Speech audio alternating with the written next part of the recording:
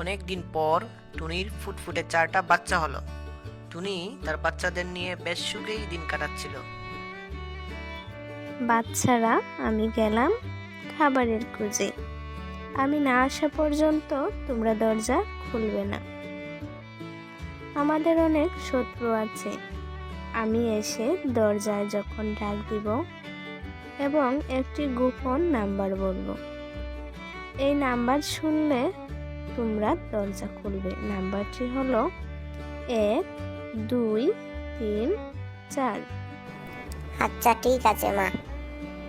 একটি কাক দূর থেকে সব দেখছিল। সে টুনি চলে যাওয়ার পর টুনির দরজায় গিয়ে টুনির মতো করে ডাক দিল। বাচ্চারা, দরজা খুলো, আমি তোমাদের মা এসেছি। তাইলে পাসওয়ার্ড বলো। পাসওয়ার্ড না বললে আমরা দরজা খুলবো না। পরে কাক চলে গেল আর দূরে বসে টুনির জন্য অপেক্ষা করতে লাগলো, দেখবে টুনি কি বলে। সন্ধ্যায় টুনি বাসায় এলো। বাচ্চারা, দরজা খুলো, আমি তোমাদের মা এসেছি। তাইলে পাসওয়ার্ড বলো। পাসওয়ার্ড না বললে আমরা দরজা খুলবো না।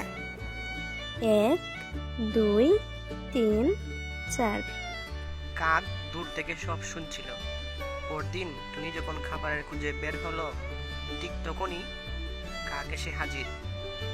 এসে সে টুনির মতো করে বাচ্চাদের ডাক দিল। বাচ্চারা, দরজা খুলো, আমি তোমাদের মা এসেছি। তাইলে পাসওয়ার্ড বলো। 1 2 3 4। তারপর টুনির বাচ্চারা দরজা খুলে দিল। দরজা খুলতেই কাক দ্রুত বাসার ভিতর ঢুকে গেল। কাককে দেখেই বাচ্চারা ভয়ে কাঁদতে লাগলো। কাক একটি ঝুড়িতে বাচ্চাদের ভরে নিয়ে চলে যাচ্ছিল, আর ওদিকে টুনিও আসার সময় হয়ে গেল। কাক ঝুড়িতে কে নিয়ে যাচ্ছে? তাড়াতাড়ি বাসায় যেতে হবে।